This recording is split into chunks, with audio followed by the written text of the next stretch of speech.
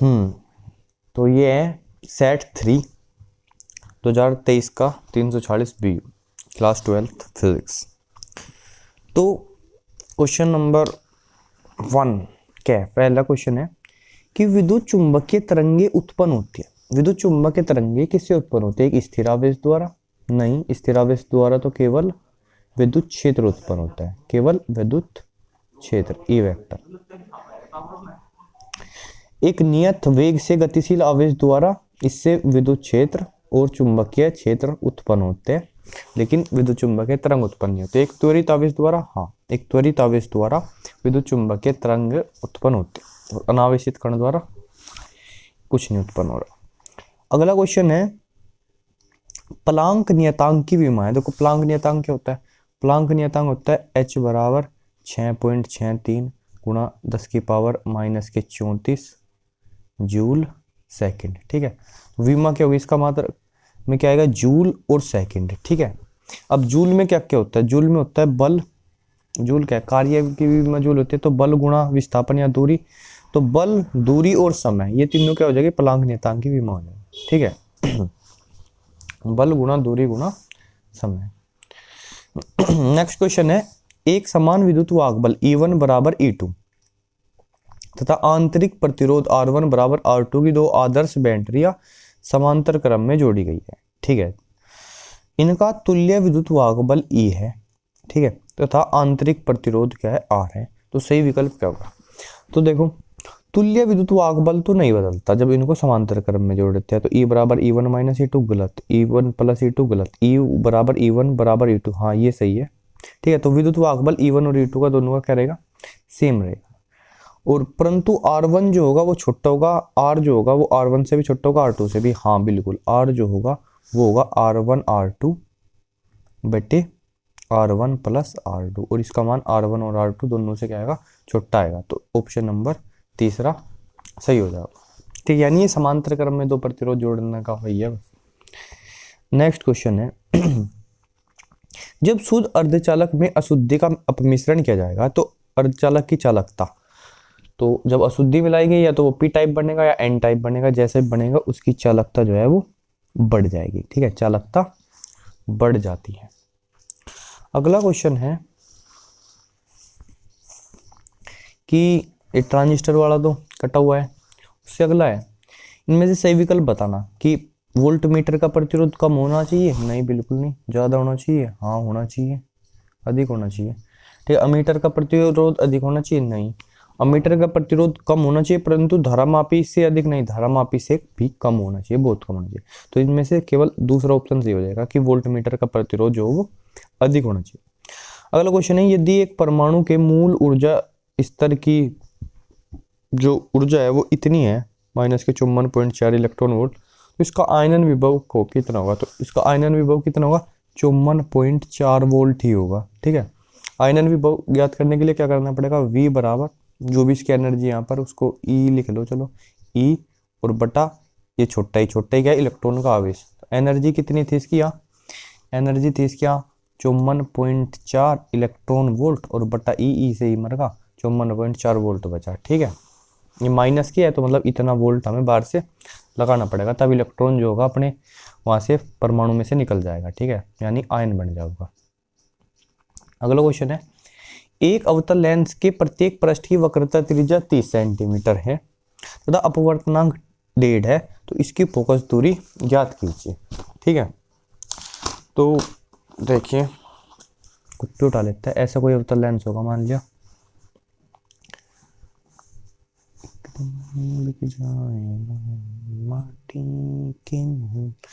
ठीक है, इधर ये इसकी वक्रता त्रिज्या R1, इधर की R2। ठीक है, फॉर्मूला क्या होता है फोकस दूरी का? 1/f बराबर μ-1 1/R1 माइनस 1/R2, ये होता है लेंस मेकर सूत्र। क्या?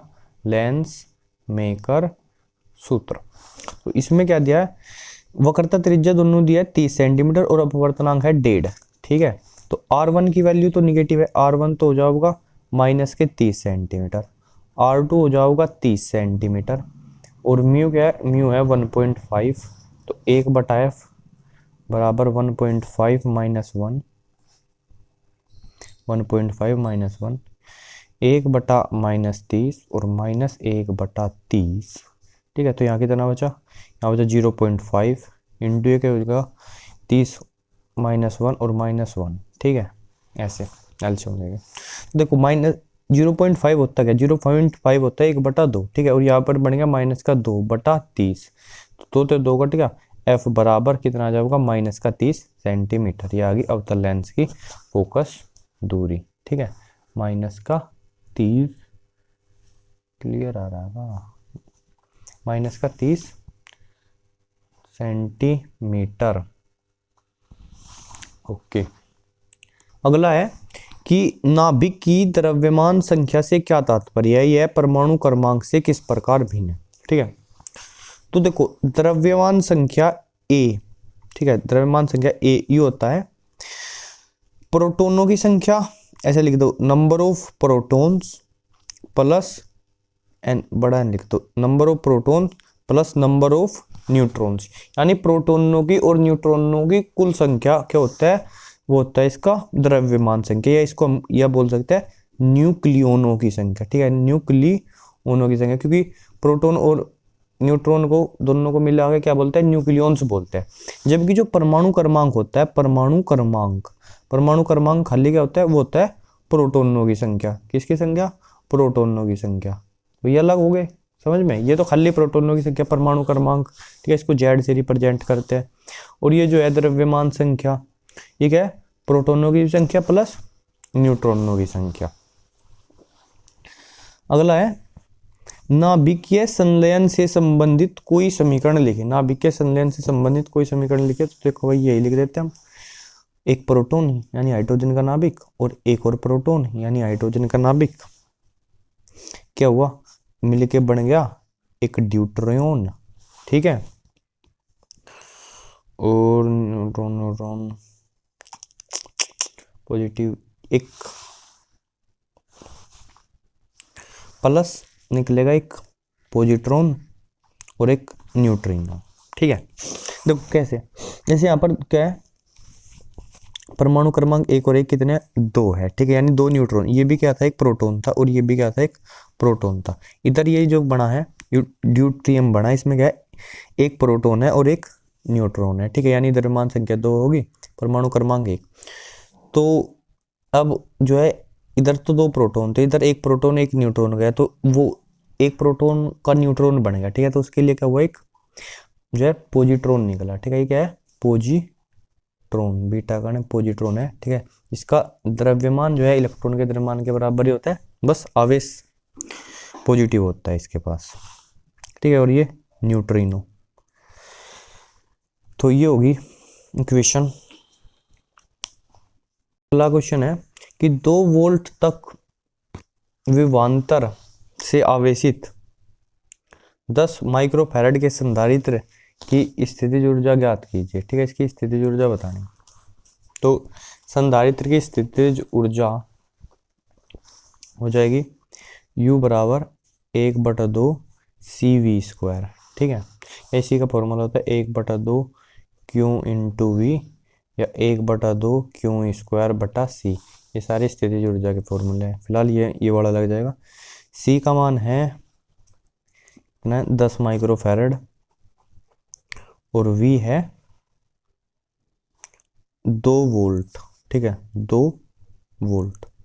तो संधारित्र की स्थितिज ऊर्जा हो जाएगी 1/2 गुणा 10 की पावर -6 और गुणा वोल्ट है, माइक्रो का मतलब होता है 10 की पावर -6, और इधर 2 वोल्ट, 2 का स्क्वायर हो जाएगा 4, तो ये कट गया इससे 2, और ये हो गया 2 गुणा, यहाँ पर बचेगी 10 की पावर 1 में से 6 गई -5 और जूल। ठीक है, ये होगी संधारित्र की स्थितिज ऊर्जा। अगला है, ये तो कट रहा है, यह प्रदर्शित कीजिए कि न्यूटन प्रति कूलम तथा वोल्ट प्रति मीटर एक ही भौतिक राशि के मात्रक है, उस भौतिक राशि का नाम भी बताइए। तो देखो न्यूटन प्रति कूलम की अगर विमा निकाले, न्यूटन बटे कूलम, इसकी विमा क्या होगी, न्यूटन की MLT की -2। ठीक है, द्रव्यमान गुणा त्वरण, और कूलम की A × T। ठीक है, तो विमा क्या हो जाएगी L T माइनस की 3 और A माइनस 1, ठीक है। दूसरा अगर मैं वोल्ट बटा मीटर, ठीक है, वोल्ट बटा मीटर, इसकी भी मैं निकालूँ, वोल्ट की भी मैं क्या होगी, कार्य गुणा आवेश ml की 2 और T की माइनस के 3 A इनवर्स, ठीक है, इनकी ml की 2 और T की माइनस की कार्य बटा आवेश, सॉरी, ठीक है, यानी वोल्ट की क्या हो जाती है, V बराबर W बटा क्यू, कार्य की होती है ml की 2 T की माइनस 2 और इसकी AT, ठीक है, ये गया T माइनस 3 इनवर्स, और नीचे मीटर की क्या होगी L, तो एक कट गया, क्या बचा ml T की माइनस 3 A इनवर्स। इसका मतलब ये दोनों क्या है, सेम भौतिक राशि के, क्या है, सेम ही भौतिक राशि के मात्रक है, न्यूटन बटा कूलम्ब भी और वोल्ट बटा मीटर। और उस भौतिक राशि का नाम है, उस भौतिक राशि का नाम है विद्युत क्षेत्र की तीव्रता, ठीक है, विद्युत क्षेत्र की तीव्रता यानी इंटेंसिटी ऑफ मैग्नेटिक फील्ड, ये वेक्टर, ये ओके। अब नेक्स्ट क्वेश्चन है कि 200 वोल्ट के विभव पर स्थित एक बिंदु से 250 वोल्ट पर स्थित दूसरे बिंदु तक आवेशित कण की गति कराने पर उसकी गतिज ऊर्जा में 10 जूल की कमी आती है, उस कण का आवेश ज्ञात कीजिए, ठीक है। देखो इधर है 200 वोल्ट और इधर है 250 वोल्ट, ठीक है, यानी इधर से इधर जा रहा है वो, और जूल गतिज ऊर्जा में कितनी होती है, मतलब ऐसे चलता आ रहा था और यहाँ से यहाँ पे जाने में गतिज ऊर्जा में 10 जूल की कमी हुई, यानी यहाँ से यहाँ तक जाने में जो कार्य हुआ वो हुआ 10 जूल, W बराबर कितना है 10 जूल, ठीक है। और कार्य बराबर क्या हो जाएगा, विभवांतर गुणा उसका आवेश, ठीक है।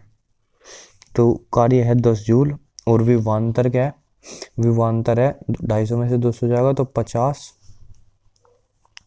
वोल्ट, ठीक है। और आवेश हमें निकालना है तो क्यों हो जाएगा, ये 5 भाग में गया 1/5 कूलम्ब, ठीक है, क्यों बराबर 0.2 कूलम्ब, ठीक है। और आवेश भी कैसा होगा, उस पर पॉजिटिव आवेश होगा, ठीक है।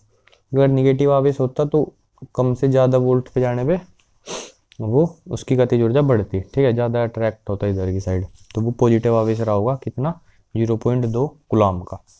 अब अगला क्वेश्चन है कि रदरफोर्ड की परमाणु मॉडल की 2 कमियां बताओ, ठीक है। तो पहली कमी तो ये थी कि रदरफोर्ड यही नहीं समझा पाए कि परमाणु जो है स्थिर क्यों है, क्या है, क्योंकि उनके हिसाब से अगर इलेक्ट्रॉन जो होगा वो गति करता करता गोल गोल चक्कर काटेगा तो क्या होगा वो, क्योंकि यह क्या एक आवेशित कण है और जो है ये भाई घूम रहा है तो उसके पास त्वरण भी होगा, विकेंद्रीय त्वरण, उसकी वजह से त्वरित होता होगा, त्वरित होने से ये विद्युत चुंबकीय तरंग उत्पन्न करेगा और अपनी ऊर्जा खो के जा करके नाभिक में गिर जाएगा। तो पहली तो चीज है वो परमाणु का स्थायित्व नहीं बता सके कुछ भी है उनका मॉडल, ठीक है।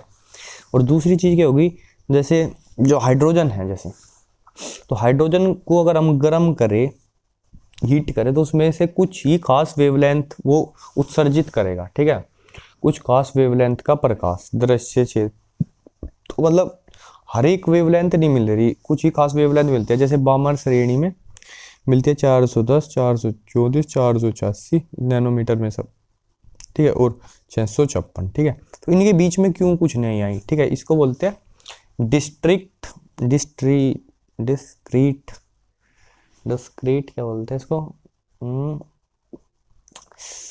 अरे क्या बोलते हैं इसको, स्पेक्ट्रम बोलते हैं, डिस्क्रीट स्पेक्ट्रम, ठीक है। तो वो हाइड्रोजन के परमाणु के, मतलब हाइड्रोजन का जो डिस्क्रीट स्पेक्ट्रम है, पता नहीं शायद हिंदी में कुछ कहते होंगे विविक्त स्पेक्ट्रम, उसको नहीं समझा पाया, यानी जब उसका स्पेक्ट्रम निकालते हैं उसमें कहीं पर्टिकुलर यहाँ पे ये लाइट निकली, ये निकली, ये लिकड़ी, इनके बीच में से नहीं निकल रही कुछ भी लाइट, ठीक है, ऐसा स्पेक्ट्रम आया उसका। तो ये ऐसा क्यों आया, ये जो है रदरफोर्ड का मॉडल नहीं समझा पाया, ठीक है। इसको रेखीय स्पेक्ट्रम भी बोलते हैं, ठीक है, रेखीय स्पेक्ट्रम नहीं समझा सका। नहीं समझा सके इनका मॉडल, ठीक है, सका सकी सके। अगला क्वेश्चन क्या है, कार्य फलन की परिभाषा दीजिए, इसका मात्रक लिखे। देखो भैया कार्य, कार्य फलन क्यों है, देखो सिंपल से बता रहा हूँ मैं। जैसे कोई भी धातु है, धातु की सतह से निकलने के लिए इलेक्ट्रॉन को जो ऊर्जा चाहिए वो होता है उसका कार्य फलन, ठीक है। और प्रकाश विद्युत प्रभाव में हम उसको ऊर्जा कैसे देते हैं, प्रकाश के फोटोन डाल के उस पर। तो इलेक्ट्रॉन को धातु की सतह से मुक्त होने के लिए जो ऊर्जा चाहिए वो क्या है, उसका कार्य फलन है, ठीक है, कार्य फलन है, यही है। और इसका मात्रक क्या हो जाएगा, ऑफ कोर्स वही जो ऊर्जा का मात्रक होता है जूल, ठीक है, मात्रक क्या हो जाएगा, जूल हो जाएगा, या इलेक्ट्रॉन वोल्ट भी लिख सकते हैं, पर ऐसा ही तो जूल है। अब अगला क्वेश्चन है ये रहा, चौथे का क्या है, ये कह रहा कि वायु के सापेक्ष किसी द्रव का अपवर्तनांक का वायु में प्रकाश की चाल तथा द्रव में प्रकाश की चाल से संबंधित व्यंजक लिखिए। द्रव में स्थित किसी वस्तु की आभासी गहराई के सूत्र का निगमन कीजिए। तो ये क्या है भाई, देखो अगर वायु में प्रकाश की चाल c हो, ठीक है, और वायु के सापेक्ष उस माध्यम का अपवर्तनांक n हो, तो उस माध्यम में प्रकाश की चाल v हो, तो v बराबर c बटा n, ये होता है इसका व्यंजक, ठीक है, v बराबर c बटा n, या v क्या है, द्रव में प्रकाश की चाल, c क्या है, वायु में प्रकाश की चाल, ठीक है, n है द्रव का वायु के सापेक्ष अपवर्तनांक, ठीक है, कोई मुश्किल बात नहीं है। चलो अगला है कि द्रव में स्थित वस्तु की आभासी गहराई का फॉर्मूला बनाना है, ठीक है। तो जैसे मान लिया ये एक द्रव है, ठीक है, और यहाँ पे कोई वस्तु धरी है, ठीक है, ऐसे इसकी गहराई जो है वो क्या है, वो h है, वास्तविक गहराई जो है इसकी वो h है, ठीक है। और इसका प्रतिबिंब अगर हम बाहर से देखूं, अगर मैं अपनी आंख लगा के ऐसे भी इसको देखना, अगर तो जैसे मान लिया यहाँ से एक प्रकाश की किरण ऐसे गई, सीधी चली गई, ठीक है, इस पृष्ठ के क्या गई, लंबवत गई। दूसरी प्रकाश की किरण जा रही इसके लिए ऐसे, अब ये वाली भी ऐसे कह रही कि मैं भी ऐसे सीधी चली जाऊं, ठीक है, पर हम क्या करें, रुक, यहाँ तो विलंब ऐसे, उत्तर को क्या करना पड़ेगा, इस सघन माध्यम में है द्रव में, उसमें से विरल माध्यम में जा रही तो अविलंब से दूर हट के जाएगी, ऐसे ऐसे गई, ठीक है। और अगर इनको पीछे को हटाएं तो ऐसे जहाँ ही मिलेगी तो ये यहाँ इसका इस वस्तु का क्या बनेगा, प्रतिबिंब बनेगा, ठीक है। और ये हो जाएगी इसकी आभासी गहराई h, ठीक है।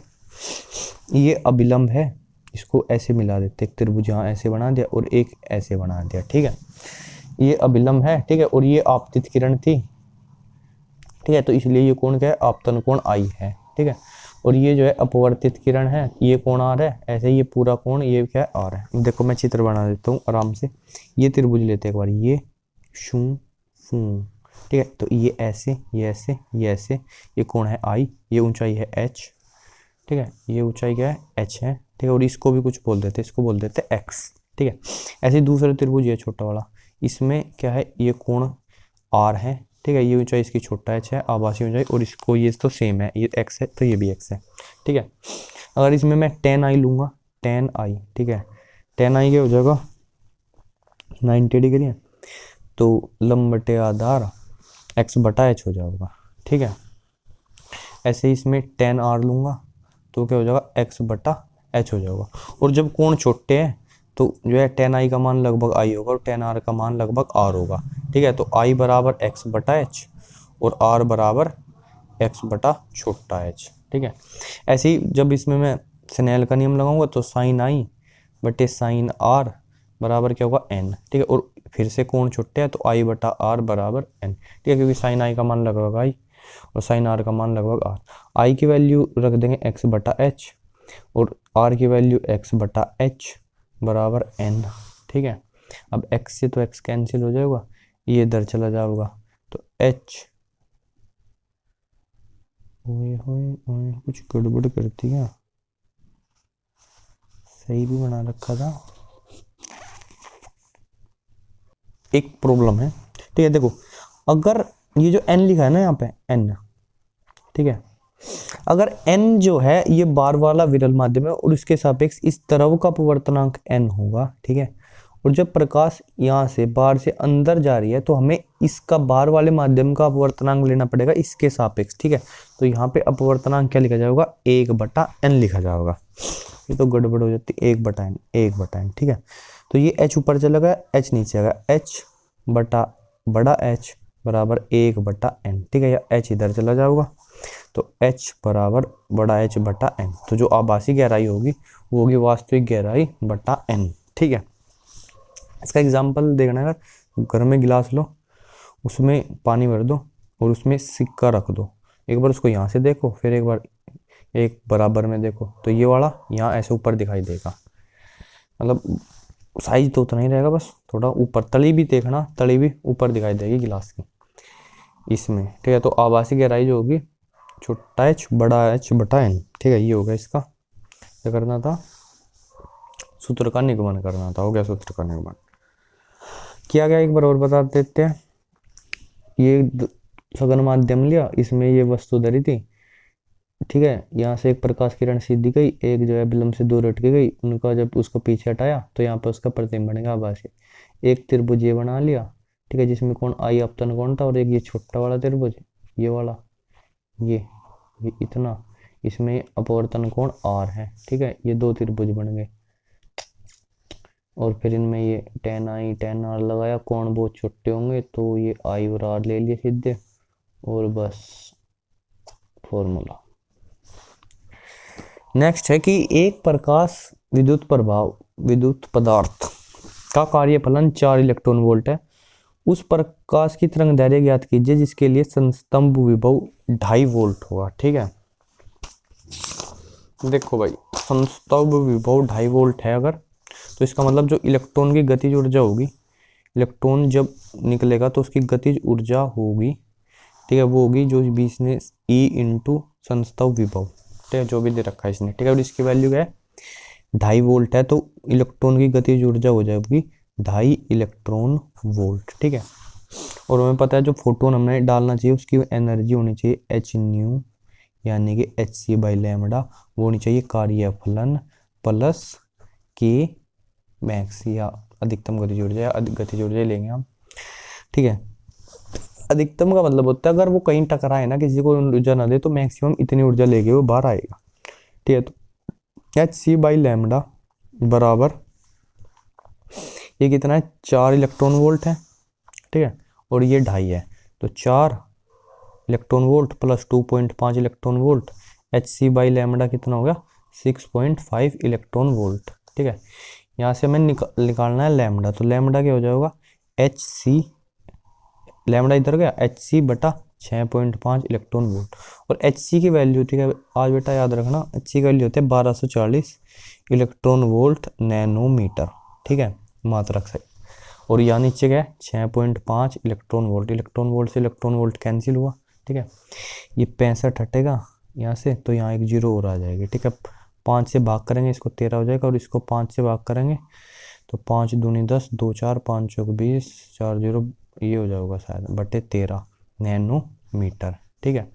इससे अब इसे डिवाइड करेंगे, 13 एकम 13, 13 दूनी 26 होता है 11, 118, 13 का नम्मा 117, 1 जीरो, जीरो लगाई, 13 का 7, 13 7 91, ठीक है। इतना नैनोमीटर का मतलब होता है 10 की पावर -9 मीटर, ठीक है।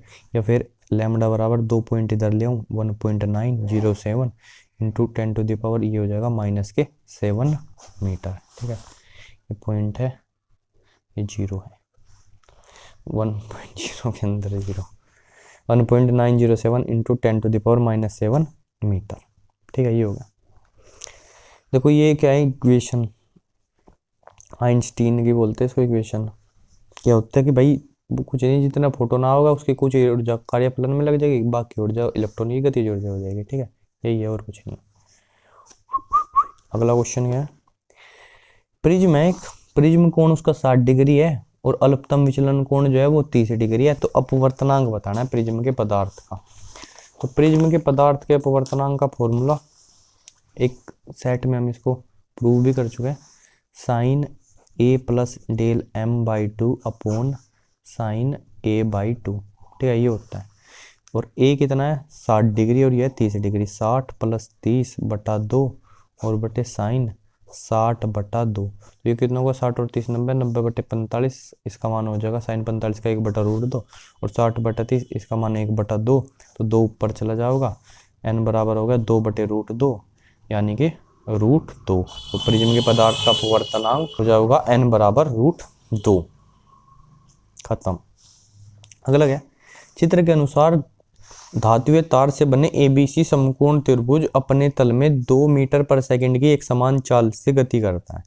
तल के लंबवत चुंबकीय क्षेत्र 0 ऐसे है, ये ऐसे मतलब ऐसे, इसका डॉट का मतलब होता है चुंबकीय क्षेत्र बाहर की तरफ को ऐसे, ठीक है, और क्रॉस का मतलब होता है अंदर की साइड को ऐसे, ठीक है, ऐसे होता है अंदर की साइड को, ऐसे ऊपर को बाहर की साइड को, ठीक है, ठीक है। और इतने टेस्ला है और ये ऐसे भाग जा रहा, v वेग से गति कर रहा, ठीक है।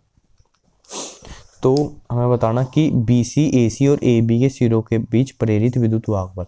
देखो प्रेरित विद्युत वाहक बल होता है, ऐसे लिख लो, ये बराबर BVL, ठीक है, ये BVL होता है, बशर्ते के V और जो L है वे एक दूसरे पे क्या हो, परपेंडिकुलर हो, ठीक है, यानी L मतलब इसकी जो लंबाई है, ठीक है, वे एक दूसरे पे क्या होनी चाहिए, परपेंडिकुलर होनी चाहिए, वरना अगर उनके बीच में कोण थीटा हो तो यही हो जाएगा BVL और क्या साइन थीटा, हाँ ठीक है। तो इधर देखो लंबाई तो इसकी ऐसी है और वेग भाग ही ऐसे रहा है, ठीक है, तो कोण कितना है पूरा 90 डिग्री का है। तो BC के सिरों के बीच प्रेरित विद्युत वाहक बल क्या हो जाएगा, B चुंबकीय क्षेत्र का मान है 0.5, चलो कॉपी पे कर लेते हैं, पहले हम ले रहे हैं BC सिरा, ठीक है, कौन सा सिरा BC, तो इसके लिए क्या होगा BVL साइन 90, ठीक है, और यहाँ पे क्या होगा B का मान 0.5 टेस्ला है, वेग का मान जो है 2 मीटर पर सेकंड है, ठीक है, और इसका मान जो है 4 मीटर है, साइन 90 का मान है, ये 0.5 होता है 1/2, इससे कट गया, तो आंसर आ जाएगा 4 वोल्ट, ठीक है। अब उसके बाद निकालना AC के लिए देखो भैया V भी इधर ही है और L भी इधर ही है, लंबाई भी इधर ही है, तो क्या होगा BVL E बराबर BVL साइन क्या बोल रहे हैं साइन 0 डिग्री, और साइन 0 का मान कितना हो जाएगा 0, तो इसके AC के सिरों के बीच विभवांतर कितना हो जाएगा 0।